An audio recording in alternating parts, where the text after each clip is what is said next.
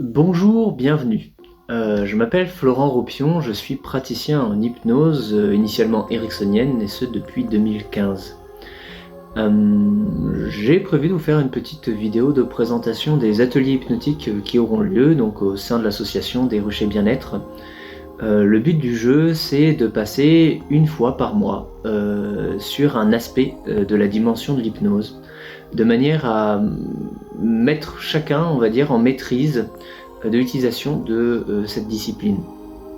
Il faut savoir que l'hypnose, on en raconte beaucoup, et il y a l'histoire qu'on raconte, et puis il y a aussi l'hypnose que l'on vit. Ce qui compte, c'est de se rendre compte que depuis tout temps, l'homme, à un certain niveau, a mis en œuvre le langage afin de faire le lien entre ce qui se passait en lui et son interaction au monde, à l'environnement, à l'extérieur et aux autres. L'utilisation de l'hypnose passera par ces différents aspects-là. Le but du jeu, c'est à la fois de comprendre quelles sont les différentes intrications hypnotiques dans ce qui s'exprime à chaque instant, que ce soit dans le langage verbal tout autant que dans le langage non verbal, mais également la connaissance du rapport aux états, puisque dès lors que vous êtes capable d'absorber quelqu'un dans une histoire ou d'y être absorbé, alors vous êtes capable de rentrer en relation avec des états que l'on nommera par exemple hypnotiques. Dans le rapport à ces états, il y a plusieurs aspects qui sont possibles: l'obtention du bien-être, la communication à l'autre, la connaissance des influences que l'on a déjà sur le monde et aussi leur amélioration tout simplement. Et c'est ce que se propose donc du coup d'explorer chacun de ces ateliers. Pour ces ateliers, il y aura 3 phases. La première, c'est tout simplement la rencontre avec l'état, des états que vous connaissez déjà naturels, mais aussi de bien vous faire comprendre ce qu'est réellement l'hypnose, c'est-à-dire une capacité à être au centre d'une expérience personnelle, en rapport avec des choses qui sont extérieures à notre volonté mais intérieures à nous, et donc toujours en rapport à soi. C'est tout d'abord un retour à soi et à la maîtrise de ce propre processus interne et de son rapport au changement. Une fois cette première remise en relation établie et la définition de l'hypnose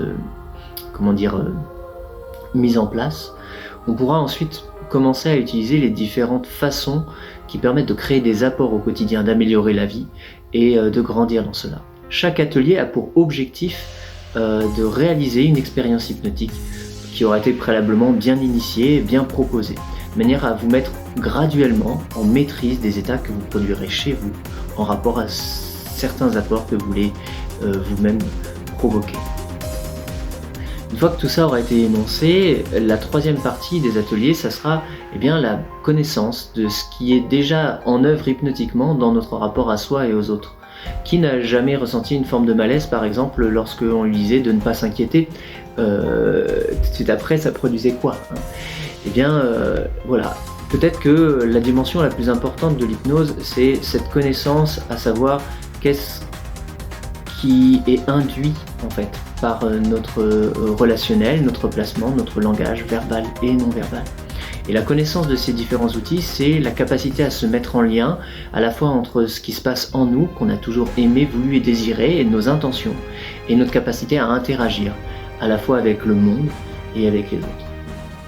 Donc finalement, la mise en œuvre de ces différents ateliers hypnotiques aura pour but à la fois de produire un retour à soi, une connaissance de ses propres états et du bien-être que l'on peut générer, pour commencer ensuite et graduellement à rentrer dans une maîtrise de certains processus de changement, d'influence de sa propre vie, pour enfin, par le rapport à cette matière hypnotique, prendre connaissance de comment on la met en œuvre déjà dans son quotidien, en soi et pour les autres, de manière à être meilleur pour soi et pour l'autre. C'est un outil qui a pour but d'être au service de chacun déjà en maîtrise de ces processus-là, dans un rapport meilleur à lui, aux autres et au monde. Peut-être, pour finaliser, l'hypnose c'est ça, c'est l'outil le plus formidable d'influence, de rapport subjectif au monde.